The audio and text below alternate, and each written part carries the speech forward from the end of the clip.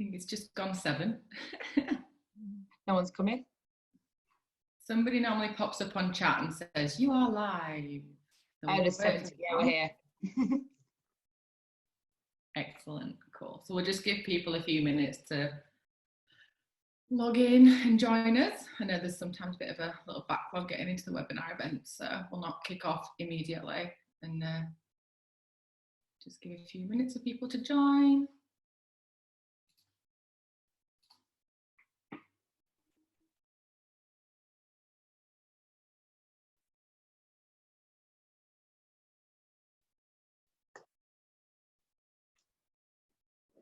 Participants going up, which is always a good sign.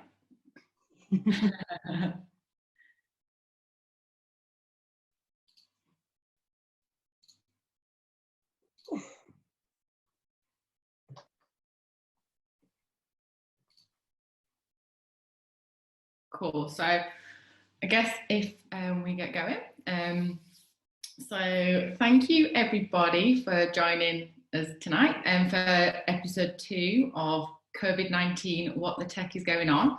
I know we've got a lot of people that are joining us tonight who have attended the previous event that we did last month. So hello to everybody that's joining us once more. And I know we've got a lot of new people as well tonight. So thanks for all getting involved. You're definitely in for a fantastic panel discussion tonight. So it's great to have you all with us. Just a quick intro to me, I guess. My name's Melanie. I head up the Search and Senior Appointments Division at Transition Partners. So we are an IT, digital business change and transformation recruitment consultancy. We are based out of Leeds in the UK. We recruit across the whole of the UK, and we also have an office in Berlin as well. I guess recruitment is at the heart of what we do. So anybody who's logged in tonight potentially actively looking for new roles, or even just starting to consider new opportunities for the future, then please do reach out, get in touch with any of us. We'd love to help you, love to support you in any way we can. And I guess anyone who is a hiring manager who's looking to grow their technical teams at this moment in time, any super hard to fill roles, and we'd also love to get involved and support with that. So you can reach out to me by email, on LinkedIn, and just sort of make an introduction that way as well. So whilst we are a recruitment business, we also absolutely love to innovate. We love to give back to our tech communities. So we hold sort of 30, 40 events, usually in our offices, but obviously current situation's not allowing that. So we are taking our events online, such as the one tonight, and we've had a great response. Thanks for everyone who has got behind us and supported with that. And we also run a couple of podcasts as well. So we've got the Journey of Women in Tech, and also our brand new Let's Talk Leadership podcast as well. So again, anyone who's logged in tonight who might be interested in getting involved with any of those, we would love to have you as a part of it. So back to tonight, we've got a fantastic lineup ahead. Really, really excited and happy to have you all involved with the event. So thank you so much, Paul. Thank you, Anna and Stuart. Great that you've all got involved tonight, and I'm sure the guys will all tell you a little bit more about themselves very shortly. And of course, a huge thanks to Sarah Tulip from Women in Leeds Digital for hosting this event and facilitating the discussion tonight. It's great to be back, Sarah, for episode 2, and an excellent excuse for me to brush my hair and put a bit of makeup on, so thanks for indulging in that. So I think, just the reason why we do these events, we want to keep ourselves connected during these difficult times, keep our tech community together, share stories, challenges, tips, insights, just be really open, honest, be vulnerable about the situations we're all finding ourselves in, and hopefully everyone who's listening will, take something really positive from tonight, take something valuable, and that's the real motivation for doing it. So finally, the last thing to say is there's the question and answer box in the Zoom chat just below. The panel are really keen, ready and willing to take questions within reason, I think. So if you have anything you'd like to ask the guys tonight, please do, pop it in the question and answer box just below. Sarah will try her best to get through as many as possible. You've got the option to upvote as well. So if there's something that somebody asks that you're really interested in, upvote it. Sarah will see that and she can kind of put it to the panel as well. But it's just going to be a really free-flowing, open discussion, people sharing experiences, people coming together, connecting. And yeah, so hopefully we'll all have a really good session. So without further ado, Sarah, let's kick off episode 2. You good to go? We ready? I'm good to go. Thank you, Melanie, and welcome everybody to second session. I was thinking we were just talking before. It's been about a month since the last one. So much has happened in the world, but today we're here with a brand new panel. So before I introduce them, I'm Sarah Tulip. I'm one of the co-founders of Women in Leeds Digital, and also work as a director at EY. I'm really passionate about the Leeds community, especially the digital community. So it is fantastic tonight to have 3 of the most fantastic role models and favourite people from across the city. So I'd love to introduce you first. So Paul, would you like to introduce yourself? Hi everyone, hope you're well. It's Paul here. I'm the CEO of VET.AI. So we've been on a kind of rapid journey in 3 years, from a kind of a seed idea now into a fast-growing business that looks after pets and their parents, which are people like us. So we're making pet care more accessible and affordable for pet owners. Thank you. And Anna, next. Oh no, you've gone wrong way around. Wrong way around. Oh, I've only been sat on Zoom for my entire life for the last 8 weeks, as if I haven't got this cracked by now. So I'm Anna Sutton. I'm CEO and co-founder of the Data Shed. We are a data consultancy in Leeds. As you can see, I am in the back of a camper van. So I am juggling managing a team of 40 around the Yorkshire region, and I have 2 boys at home. Fortunately, I also live with my husband and business partner, who is sharing the load. So we've had quite an interesting journey over the last 8 weeks, but I'm currently hiding from bedtime routine in the camper van, so that's why I'm sat out here. I'm not actually in a car, although I probably still would be if that was all I had to sit in. Thank you. And Stuart, hello. Hi Sarah. So hi, I'm Stuart. So I'm the managing director of BGSS. We're a technology consultancy based, headquartered in Leeds. We're now based all across the UK, in the USA and Europe too. I guess we build complex technology solutions for clients across the full breadth of technology, from ideation and discovery all the way through to outsourced delivery and managed service and beyond. So quite a broad spectrum of things we do in the tech space, but very proud to be headquartered and based out of Leeds, and also on the board of Women in Leeds Digital with Sarah.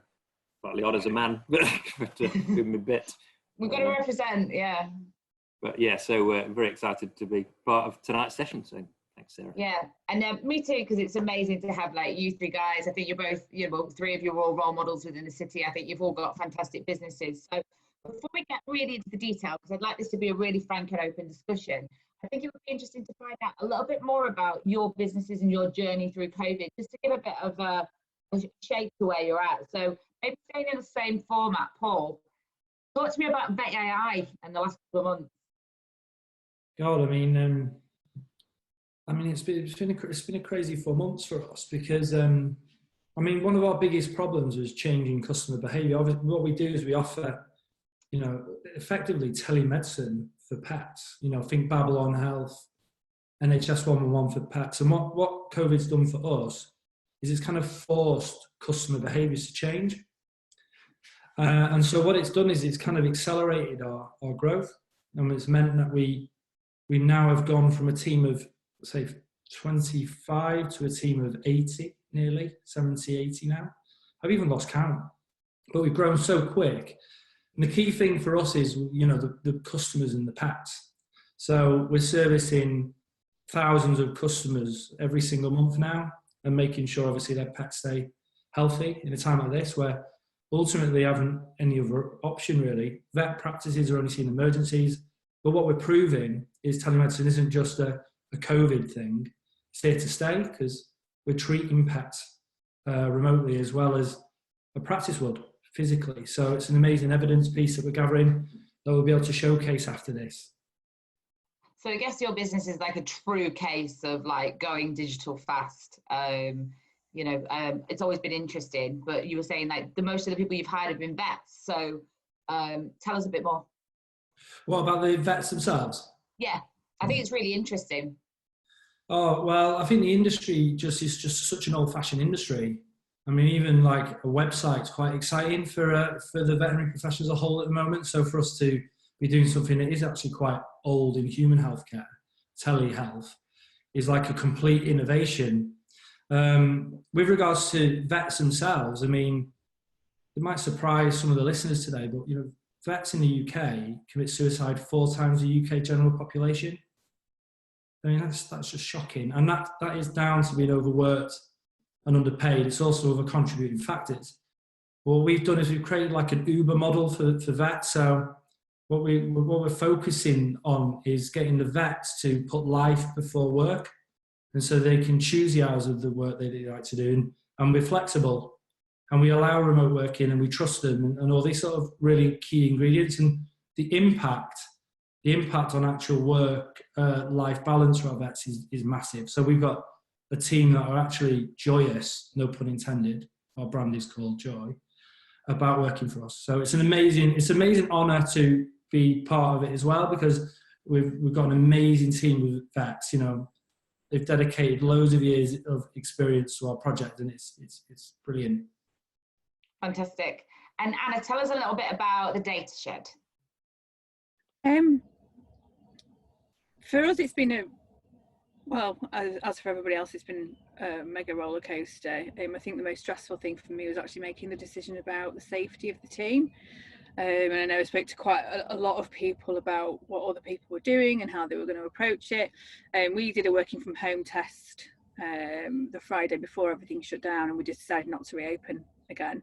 But I found, as soon as we made that decision and we were all safe and working from home, and I knew that the team were safe, and I no longer had to make the decision about, you know, asking them to go places of danger and that would put their health at risk, I felt a lot more chilled out about the whole thing.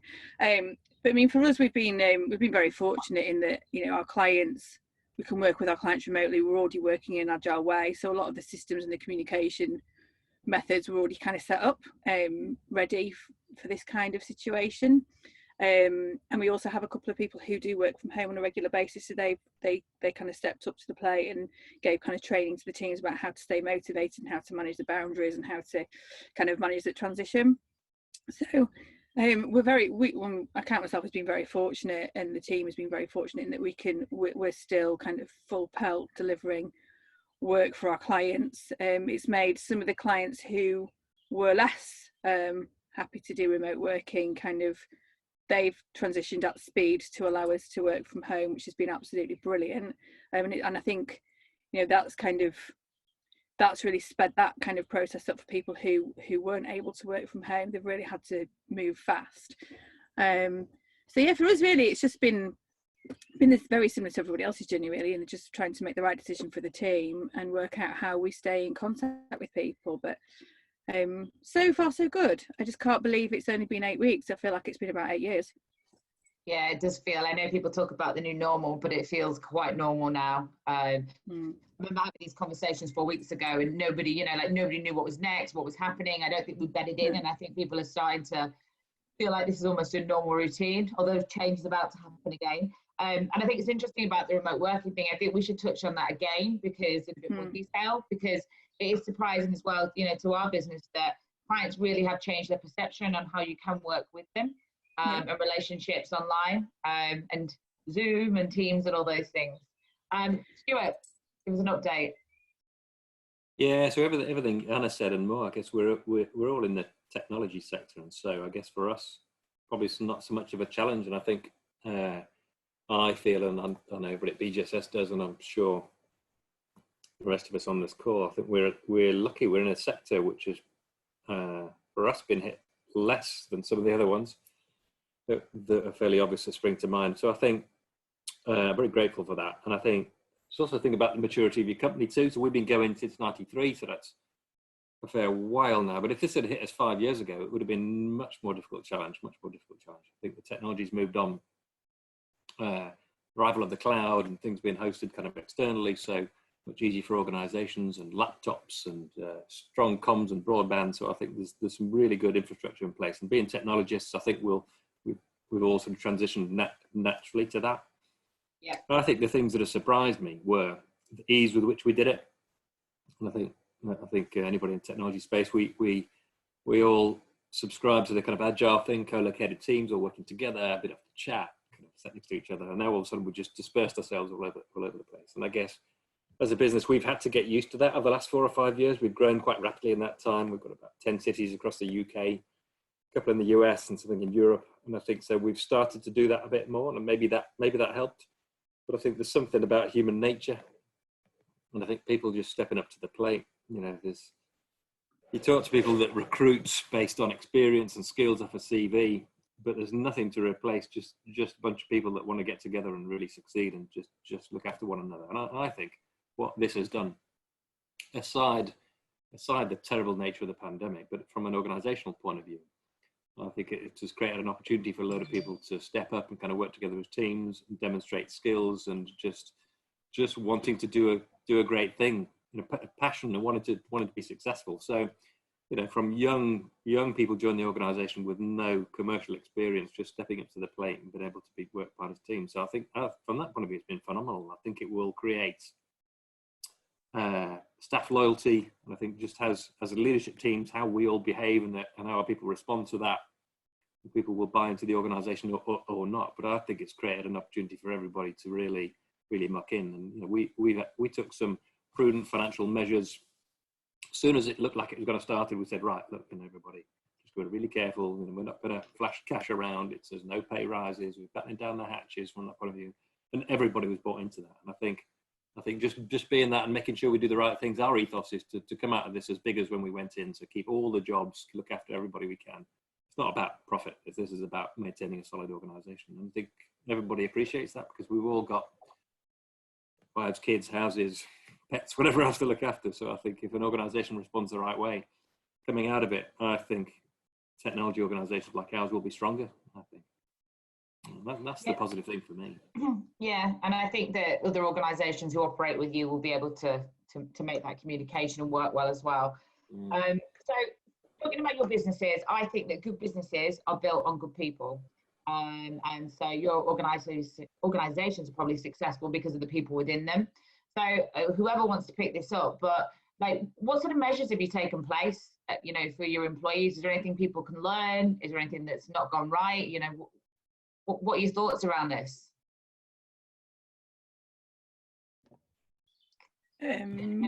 I'll go. I think I've been so impressed by the resilience of the team. I think it's been such a huge test for all of us to work out how we collaborate and how we learn. And I think one of the things that I was really keen on is actually making sure that we still maintain visibility of everybody in the organisation. There were a lot of different characters in the data shed, and some are really quiet and kind of just sit and get on with the work. But you can still see their body language, can't you? When you're walking through the office, you can still see if. And that's the thing that I really miss about this. So I think one of the things was really important to us was to work out how we'd keep in touch with everybody, but without being too invasive. I know there's a lot of complaining. I'm sure that everybody on both watching and on this panel will agree. The Teams noise or the Zoom noise that you got in the first few weeks, with just chats going off and meetings and calls and videos and quizzes, and you know, there was just so much going on. And I think it was actually learning how to moderate what was enough and what was enough and what was too much, and actually helping people learn to manage the time. We've just put in place no meeting Fridays to try and give somebody a bit of space to kind of manage the time and get some work done.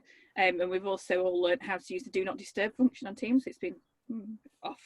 But I think, you know, it's been a really interesting time, and everyone's kind of trying to help each other through it. And I think that's really great. And the other thing that we're really hot on mental health at the shed, so we've got mental health first aiders already, and they've kind of been keeping in touch with people. All the directors have got a keeping in touch crew, so we split everybody up into groups. So we're all keeping in touch with our own groups, so we can keep an eye on everybody. And then we also got this great organisation called Spill, They came in and did like a learning lunch, talking about mental health and mental well-being and how to kind of cope with this kind of situation. And they were brought in by Steph. She got them in to do a meeting. They're doing kind of 3 sessions at the moment, and that was really helpful for people to learn kind of different techniques and tools to kind of keep mentally well in this very strange world that we live in right now. Yeah, I think I'd like to support kind of what Anna said there. I think the key thing about this for me has been less about our ways of working and kind of agile and talking, because I think naturally just the more contemporary ways of sort of agile sort of delivering working suits naturally the kind of remote working thing, oddly, because I think, you know, sort of daily stand-ups, working in small sprints, all the rest of it, it just falls into place quite nicely. But actually the thing for people to learn, I think, is about how to manage your personal health and the well-being. You know, so all of a sudden everybody cancelled holidays and you're all working because you're waiting to maybe take your holiday when you can go away. But actually just educating people and talking to them regularly, as you said, about having people to connect with every single individual regularly, so that we can actually touch base and check whether everyone is actually okay. And then actually encouraging people to take holiday. I know it doesn't sound very exciting, but to take time away from the laptop, away from work, even if it's just in your own garden or just going for work. I think still keeping into that routine and making people realise that actually it's still human beings. You still need the break. Holiday isn't there just for going to Euro Disney or whatever. It's there about taking a break from work and taking time off. I know you did recently, Sarah. I think just I'm on holiday. I'm on holiday this week. Yeah, so I think, you know, I think just helping people build a routine that looks after themselves, and I suspect everyone's a heck of a lot fitter. Obviously, there are a lot of people that I can see kind of on Slack and things that are around our work. There's more running and cycling and God knows whatever else going on. So I've lost half a stone and I've run more kilometres than I can think of. But I think it's that side for me that is important. I think just making sure people still realise that they're still human beings, and actually even though they're sat at home, they still need a break. Yeah, I think it completely comes down to that, is that everybody's in a different situation, and appreciating sort of that everybody is having a different experience right now. So some people are with their families, some people are alone, some people are enjoying with their families, some people aren't enjoying being with their families all the time. You know, everybody's got a slightly different challenge. Some people might be with somebody who's unwell. Some people might be with somebody who's working on the front line and is high risk, who's managing differently. So I think it's that real appreciation for human beings and allowing people to be human at the moment, and forgiving people for having good days and bad days, you know, and trying to cope the best that they can, because not everybody, you know, can cope in the same way. I'm not sure your thoughts, Paul. I don't know. I mean, we're a different stage. So a lot of business, we're a startup, so we've got a really distributed leadership type system in VEI. So there's no hierarchy. So there's another disruptive part to the whole thing as well, because the veterinary industry is very hierarchical. So we've got quite a flat structure. So everyone adds value all the time, and everyone's empowered to get on with what they feel is best. And it's worked really well for us. We actually are really effective by just trusting people to do the work that they think will contribute the most to the business. And so there's that piece as well. But yeah, we've always had this. We haven't moved away from this. We've always said, you know, fit work into your life. You know, that have, you know, you've got targets, you've got goals, but if you want to go to the gym, if you want to go and do something for you in the middle of the day, do it. You know, if you want to go and spend some time with your kids, do it. We're not our focus. It's not our business. We're not obsessed with time management. We're obsessed with the outcomes.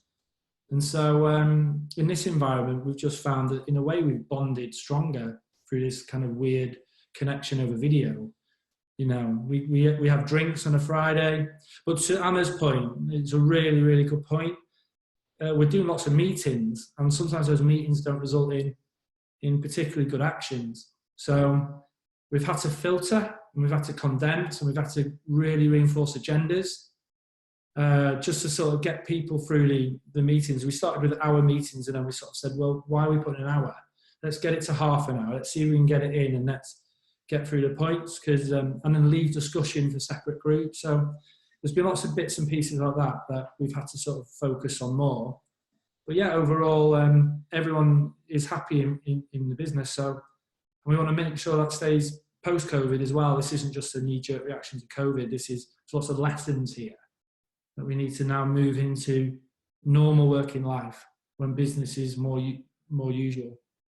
Yeah, and I think that meeting things is like resonated with everybody, that that anyone has access to them on Zoom or Teams. Because initially I spent sort of 6 hours a day in a meeting, and I was getting nothing done, and I was getting so frustrated because I was managing my little boy, my home, my work, you know, trying to manage everything. But when you're doing 6 hours of like visual meeting and active listening, it's just impossible to move forward. So we have got a couple of questions. So first one. Now that everybody's adjusted to the new normal, there's a lot of talk about how things are going to pan out once the lockdown is lifted, whether there will be a lot more flexibility from business on allowing people to continue working from home or not. What are your thoughts on this particular situation? Is this going to like reveal to like all your teams what your plans are?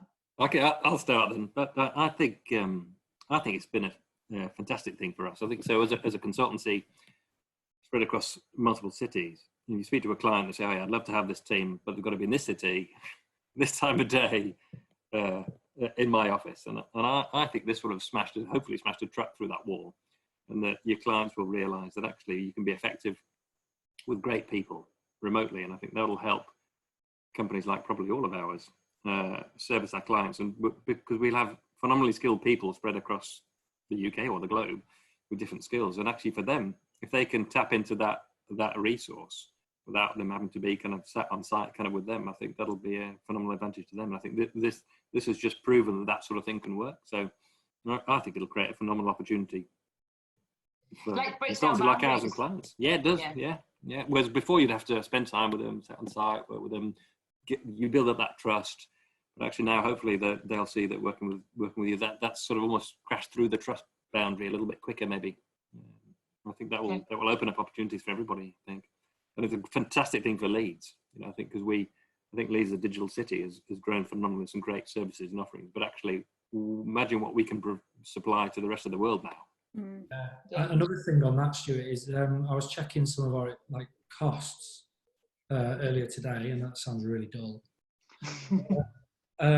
We've saved so much money on travel. I mean, I looked at it and I thought to myself, where's that bill gone for London and back? I mean, it's just disappeared. So it does go to show exactly to that point. We can do meetings effectively online in location. I do miss those encounters in Leeds. I do miss bumping into the people in Nexus. I do miss the city centre, and I do miss the vibe. But I still think, to that other point, we seem to be effective in meetings without kind of burning energy, moving from one part of the country to the other. I think that's an environmental plus for everyone. Yeah. And I think there are people in our business, some people are, I think it's a lot of our younger staff actually are struggling the most to be home alone, because they might be in a spare bedroom in their parents' house. And you know, like they're doing meetings, they don't have a desk, so they're doing it off an ironing board in the spare room. And actually, if you're 1 year into a job, you're probably feeling very different to somebody who's a business owner at the moment, because you know what you're doing within reason, and you know, you're sort of controlling that ship. Whereas there are people who I imagine who, you know, are learning the trade from them, and you don't want to bother people too much. You don't want to. So I think it's different for everybody. One of the things we've been really interested in is getting the people who really want to be back in a shared workspace into the office, rather than myself. I've been told I won't be back until next year. But you know, that it works in different ways. You know, that for me, it means that it's easy to go and drop my little boy at school every day and fit it in. So I think it has different benefits to everybody. I think for us, it's proven that we can sustain working from home if we want to. I think what's really brilliant for Leeds is the fact that actually all of a sudden the talent pool's got a lot bigger, and we're not going to be competing over quite so few people, which I think is brilliant. And if we can embrace working from home and combine it with working from the office, I think it's working so well for us right now, because everybody's working from home and everybody's in the same boat. I think actually juggling it with the office environment and making sure everyone's involved when the people in the office aren't necessarily as mindful of setting up Teams meetings and dialing people in and making sure everyone's there together will be another challenge entirely. But I think it's certainly not insurmountable at all. I think the thing for me that we've still not cracked, and I mean, Paul, Stuart, Sarah, I don't know if you have, but nobody has yet managed to replace the whiteboard for me, and the ideation that you get from just standing around a whiteboard with a few people going, right, we could do that, and we could do that, and we could do that, we could do that. And we are looking at VR and whether we could do something with that, but obviously that's quite a big investment. We've got 40 people, but it depends on how long we're going to look at staying home for, I think. But you know, there is a lot of chemistry that comes from being in a room together, and while I completely agree that a lot of travel I think can be cut out, I think there's still there are still some challenges and creativity and chemistry that is missing when you're working through a screen. And I'm probably not the best advocate of working from home because I love people and I'm finding this quite difficult myself. So I think there's a lot to be said for having everybody in a room together and talking, but I still think that there are huge opportunities for us to look at how we can expand out into other territories to hire people and work out how we ship people in maybe once a quarter to get people together and what have you. So yeah, lots to think about. And I think that goes probably a little bit further. So I've had conversations with people about onboarding, and people have said, oh, we're not sure if we can onboard somebody during this time. But now thinking, you know, it's 2 months on, people have onboarded and proven that you can bring people into the organisation. So I think, again, that breaks down that border and boundary further, because once you can do that, and I'm guessing you're doing a lot of that, Paul, once you can get people on board and brought into your organisation online, again, I think that makes it easier. Yeah, and I also think a big thing with this is it takes, like, we need to talk to our employees and ask them what they want. You know, not try and make the decisions for them. Great. This is another really key thing is, listen, if they need to be somewhere or want to do that, then we need to try and make that happen. But similarly, if they're quite happy working from home and effective, I think as sort of owners of businesses, we need to try and make that happen for them. Maybe they have got kids, maybe they need to pick up early, or maybe they want to go to go to the gym, or they have other responsibilities. I think what will definitely happen post-COVID is there will be a strain. And I think as employers, we need to try and enable that flexibility for people to kind of do what they have to do to get back to the norm. Agreed. And I just wondered as well, do you think that if anybody's hired, there's a question here about hiring, is anybody hired remotely? And just thinking about, does that change your HR contracts? Because if you're thinking you give a contract of employment out and it says, you will work for us from this office, Monday to Friday, 9 till 5. Has anybody thought as far as that at the moment about changing a full contract? No, I mean, we haven't thought that fully through, but we have discussed that. I think we recognise this will have changed the norm, but I can agree with both of you. I think that there's a lovely balance between some time being in shared space and doing kind of things together.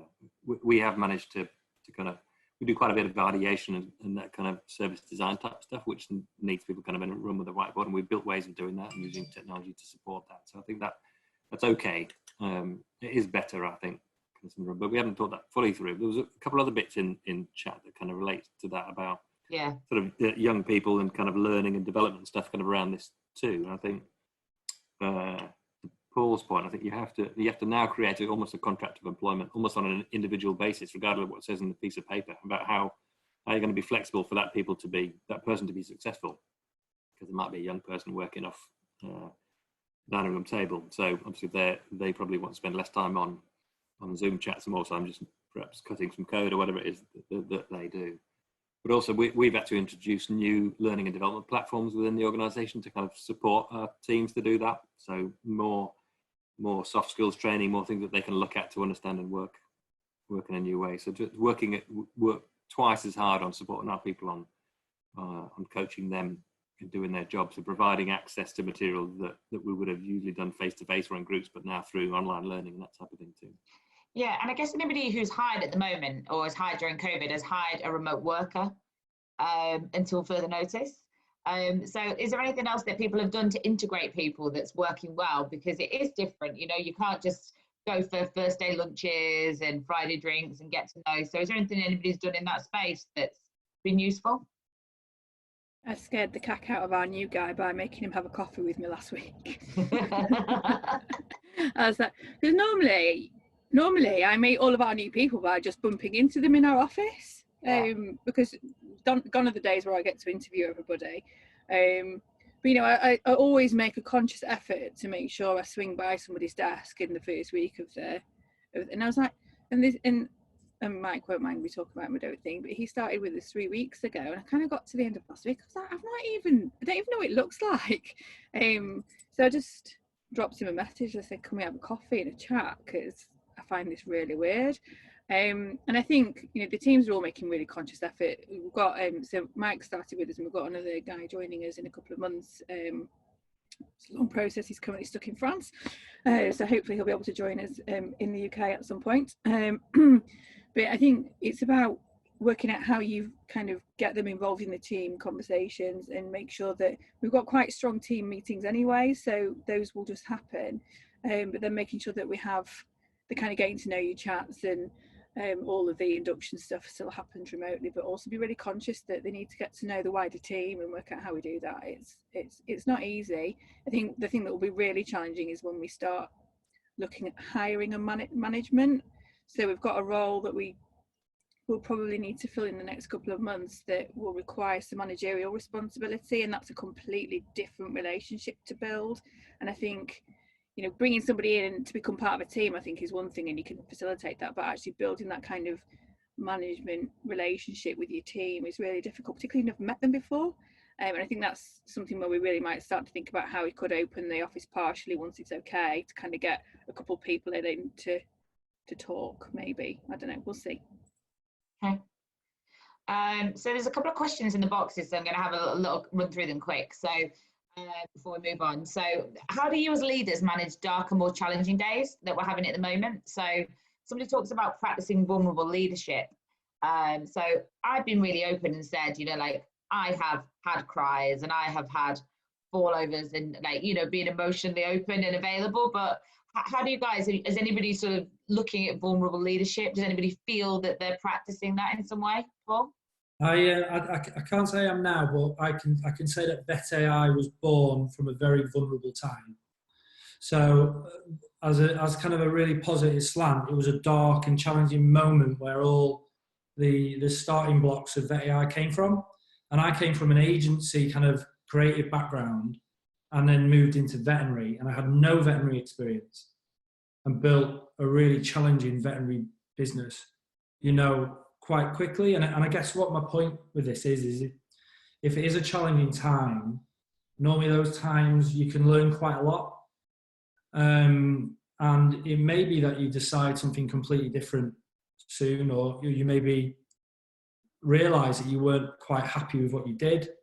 And it creates that kind of thought that maybe you haven't given you a chance to even think about yet. But yeah, I just remember those times thinking, what will I do next? And all these questions. And then researching and thinking, this is what I want to do, and digging deeper and deeper and deeper, and applying it to that thinking, and then running with it. I know that's quite general and specific to me, and is a general question, but my thinking is just use any downtime, any negative time, to try and work out what you want to do with yourself.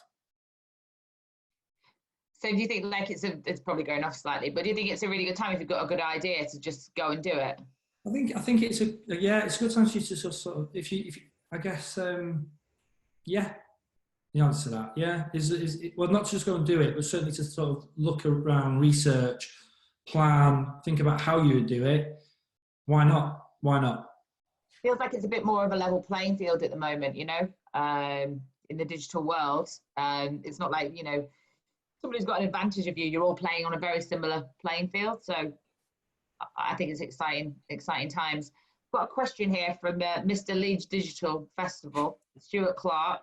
You may know of him.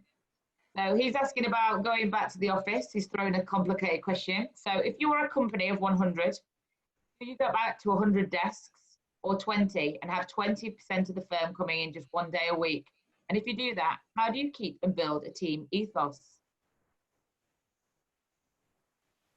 Anybody? No. Can't do that, Stuart. Go on, Anna. Go on, Anna. Well, for us, we would always make sure that there was space for the team. I think it's really important that the team can get together in some way, shape or form. So I don't have 100 people, so I don't need to answer that question specifically. But I think we will have to look at, if we are going to come back into the office, we'll have to look at rotation anyway, until we're all vaccinated or immune, or there's a treatment that means that we're not going to put lives at danger or make our staff really sick. You know, we've also got to make sure that we maintain our SLAs with our clients. You know, we can't be in a position where we have everybody off sick at the same time. So we'll probably have to look at rotations anyway, which actually is making my brain hurt just thinking about it. Oh my god. But I don't think we would ever shrink the office to the size where we would rotate people in on a daily basis. I think it's certainly an option, but I agree with the point that Stuart's made in the second half of his question, in that, you know, you've got to build a team, and I think it's important to be able to get everybody together in some way. But then I've only got 40 people. I don't have BJSS's problem of size and people across 3 continents and 72 offices. So I don't suppose that Stuart, do you ever get everybody together? No. The logistics. But we do. But we do in a location. So Leeds is our biggest office with over 400 of them. But when we just opened a new office, great, what a good timing. But even so, that office was looking like it was going to be nearly full by the time we moved in. But I think this is now ideally gone, brilliant. Whilst it might be full, actually, for a while we've been trying to work out how to support people that actually wanted to do more work from home. So it's a fantastic opportunity to be more flexible with our workforce. And so our offices, I think, as a result, will be quieter. And we haven't worked out how that's going to work. And I suspect to be a bit of a case-by-case basis. There'll be some people with families that would love to kind of work from home and they're on steady projects and they can kind of do that. There'll be others that'll be perhaps more consultative and be on site more, and some people that need to be on the office more. But certainly I think we'll be a lot more flexible, because the relationships we have with our clients will allow us to be more flexible. And so I think that the office real estate that we have now, it's already shrunk because we had some shared office space in some cities, and so we've been able to shrink those. And I think it's allowed us probably, and we have some commitments to office space that we're stuck with for some period of time, so we'll have that. But undoubtedly it'll be a bit smaller when we come back. I don't think we'll shrink it anymore, but it'll be more spacious probably, and we'll be able to be more flexible with our workforce and let them, on a case-by-case basis for them, allow them to kind of do things that will make life easier for them. Yeah, a lot of people I've heard have said, you know, that they feel that offices are going to be more of a time for collaboration. So the thing that you said, Anna, about can't replace a whiteboard, and people maybe do have a home base or a near home base that works for them, but they really come into that space because they're working on a project together and they want to innovate, and it's to drive, you know, that kind of work. So there's a question here saying about what a typical work week might look like after exit of COVID, but I mean, who knows? It feels like we're not quite there yet. I don't know if anybody can take that any further. So go on, Paul, you go. I was just saying that from our point of view, Nexus is more than office space for me. I know the business, I mean, we get there when we can, we meet when we can, but there's a gateway into the academia, and it's a gateway into those students, that talent, the professors, and it's in those kind of like chance meetings that we built the AI on, you know, when we were in coffee shop bumping into key people just by complete chance that don't happen at the moment, that we kind of miss.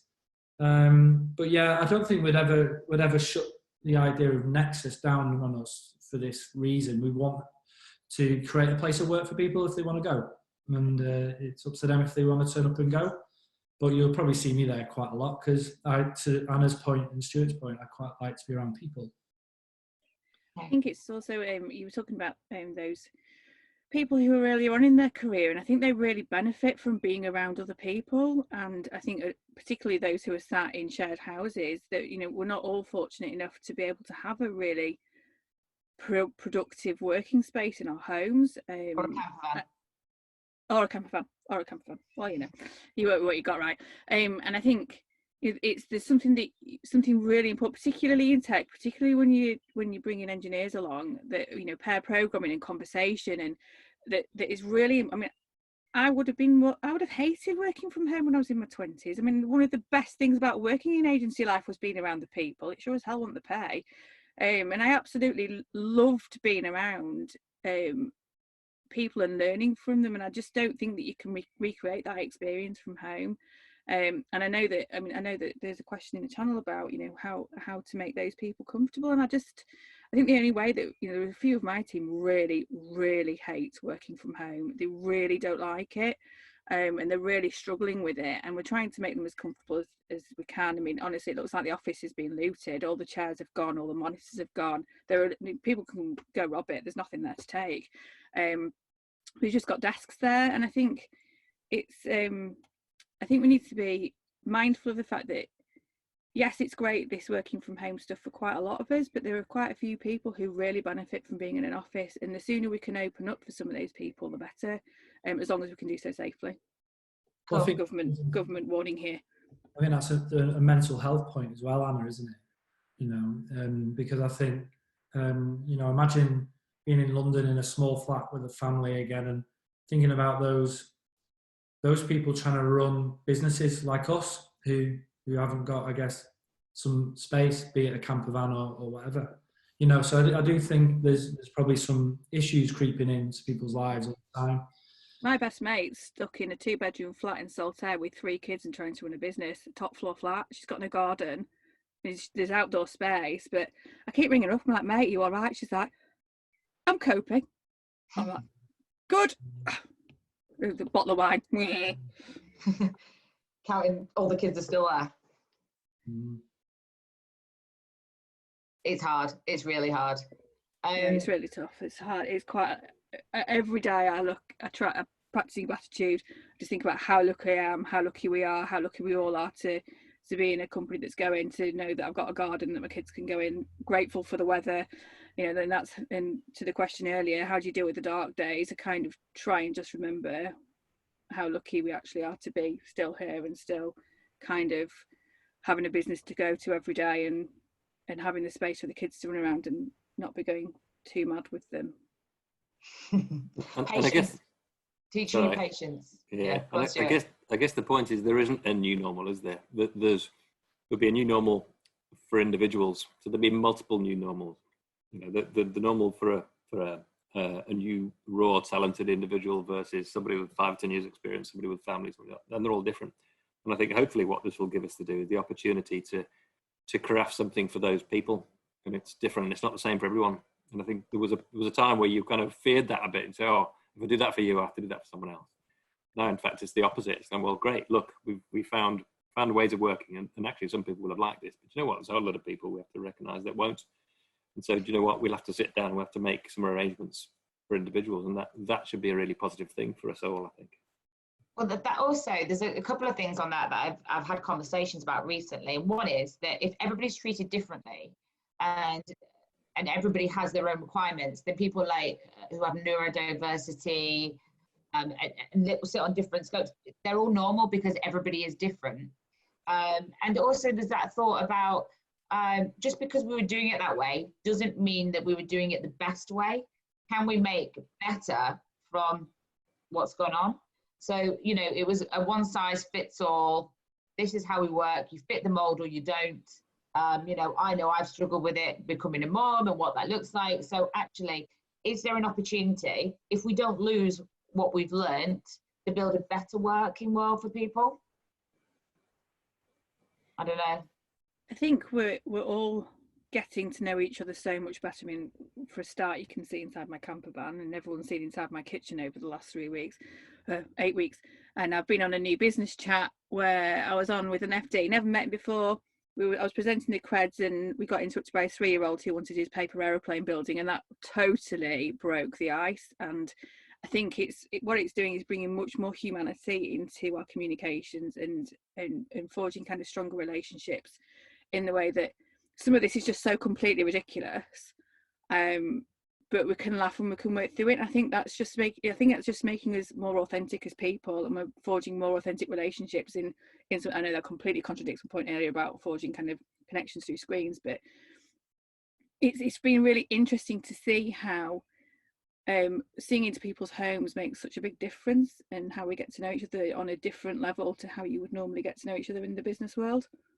Yeah, I agree with that. I mean, for instance, Stuart, who maybe is one of the listeners in, I mean, we do this Leeds chat sort of midday. And since I've been doing it with him, I feel like I know him more now as a person. Now we have these interactions than I did previously, and I've sort of enjoyed those interactions. I feel bonded with him. So I do agree with that. I think we're separated, but still very much connected. And I think there's that sort of point to reinforce. I think we're building bonds, and when we do come out of this, I think we can to use them to strengthen everyone's individual case, really. Agreed. So there's an interesting question, actually. There's a couple of things around skills and hiring. I think they'd be nice to cover off. So there's a question about what would you as employers want to hear from people who've been furloughed during COVID-19 in regards to how they filled their time? Would you rather hear from prospective hires that they're pursuing every possible personal development course, or that they've managed just to stay sane? What do you guys think? Yeah, it doesn't matter. I think it's such a tough time. I don't think anybody should be judged on what they've done over this period of putting furlough. Staying sane will be fine. Any answer. I think it'd be nice to just hear a little bit about themselves and kind of how they dealt with it. I don't think anybody should be negatively judged about anything they have or haven't done in this period. It's so different. I agree. Everybody has a different thing going on, don't they? Yeah. There was also a question around hiring before that was sent in before we did this, and it was about skills. And it's saying that in the new normal, or in the future, should we say, what do you think will be in demand with regards to technical and soft skills? Do you think there are certain things that people are really going to look for, or you're starting to think about? I think for me, this would really depend on whether we're working to work from home more frequently basis or not. I think there are some key things that have really kind of shone through where team members have really kind of stood up to the challenge, and I think it's people's resilience, self-motivation, and their capability from a communication point of view. I mean, communication has been so key. I've heard some massive horror stories about companies making decisions and communicating them and changing their minds, and also kind of really poor communication happening between teams, and the consequences of that. And I think one of the things that's really shone a light on in our company is just how poor our communication sometimes is, because actually it's done on a face-to-face basis, and you kind of chat to people as you're walking around the office, and that's not happening anymore. So it's working out how to focus on those skill sets as well for us. And also from a technical point of view, I had to think about this earlier, never has there been a more important time to be responsible for the quality of your own output and the quality of your code and the quality of your documentation, so that somebody else can pick it up. Because in the office you can have that conversation with the person who did the ticket last. You won't necessarily have that in this scenario, and I think it's really kind of focusing our efforts on not just how the normal skills that you would bring. It's focusing on kind of the wraparound stuff, so how well you kind of work in a more well-rounded way, and it's really helping us focus on things like soft skills and commercial skills, and skills outside your core area, and looking at how we kind of what else you can bring to the table. It's much more important to me now that. Okay. So we've got sort of 5-10 minutes left. So we've got some questions here. This one's a fairly generic one, but I think it's quite interesting because I think it's something everybody is dealing with. Do the panel members have a sense of information overload at the minute? Thinking about news, updates, briefing, probably work as well. And if so, how are you dealing with filtering, digesting, and communicating information and messaging? Anybody got any strategy around that? Because go on, Stuart. I'll start. Okay, because I guess I have a lot of that because of the distance, I guess, between our offices. I guess things like the news and current affairs now. Actually, there's very little in there now because there's so little going on. And there's just simply no point in listening to news about how many deaths or whatever there is today. I can pick that up really quickly on a news feed and kind of find out what's going on. I think and I've been keeping a track on the 7-day rolling average of all the kind of stuff that you'd expect to do, but very little kind of to do around that. I think now though, as a leadership team in our company, we're working 3 times as hard on communication with the team than we've ever done. I think we're doing a way better job of it, kind of to your point, Anna. I think thinking of different ways to communicate. We would do regular sort of physical town halls. We'd travel to an office, to a town hall in an evening, have a few beers, have a chat. But now you can do those things, you communicate now over video calls much more regularly, much more effective. So every week there's some kind of video kind of broadcast or chat kind of thing going out from somebody in a leadership position talking about something relevant to the business, about how we're moving forward, how we're dealing with the situation, what our plan is next. So I think our comms now over the last 9 weeks has been better than it's ever been before. Not because we're clever, but because we realise that there's a lot of people with jobs at stake that are really nervous about a lot of really serious things. So actually we're trying really hard to be really transparent about the decisions we take, the health of the business, things that are going on, what we can do. So I think actually you're probably going back to things that you would just do more naturally, but actually because you can't, and you don't have to jump on trains and travel around, it's probably becoming more effective. But yep. Same people, maybe. Anyone else want to jump in? That's okay, we can move. Give me a quick summary of the question again, Sarah. Right, one moment. So it's about information overload. How are you managing it? News, world, everything. I think the information overload mega meltdown happened for me the weekend before the country was locked down, and there was just so much chat and so much information. And we found this blog post written by this guy who was pulling together all of the data about what was going on, and we read that and we're like, right, we need to do something about this before we get information from the government. I've stopped reading the news apart from the Financial Times, and for me really the next big challenge is actually trying to digest the information about what's going to happen next. So really starting to look at the trends that we think we're going to see coming out of this to work out how we can take advantage of those and what we want to do, and do some proper scenario planning of how we kind of look at what's coming up and make sure that we're looking to shape our strategy around that. And I think that's going to be the next big challenge for us. We're not quite there yet, that's the next couple of weeks, but I think that's going to be quite interesting. I think actually finding a really solid source of information is going to be key for that, because there's so much noise and there is so much doom and gloom, and you just got to work out which source you want to trust and which source is credible and actually go with that. And that's the real challenge, I think, trying to work out who you want to listen to and where you're going to get your information from. Yeah, I had a day quite early on where I listened to a news channel all day and literally thought, that's it, I'm falling off a cliff. I'm mentally falling off a cliff. I felt like I was sat in the middle, like the whole day of listening to bad news absolutely killed me. And again, now I dip in only when when I need to. I'd had to literally pry my mobile phone out of my hands at one point. It's like, stop reading the news. I was like, I can't stop. You're going to have to, or you're going to go mad. Okay. So there's a couple left. I think there's 2 questions probably here, so we'll finish off with them. So one that's actually directed at you, Anna, but I think it's really interesting, and it's about business development. So business development, any tips about approaching it? Because at the moment, there's a lot of coverage on LinkedIn about people sending they connect with you and then they're like, I'd like to sell you whatever it is. But we need to be immediate de-link. Yeah. How can we be focusing on growing our business and making new connections and, growing our networks? This is the time where events like this are really helpful, and being able to come along to these things. I mean, Leeds Digital Festival, as ever, massive push there. Was absolutely brilliant, and the ability to go to more events than normal because they were remote was great, because I actually learned quite a lot. It was fab.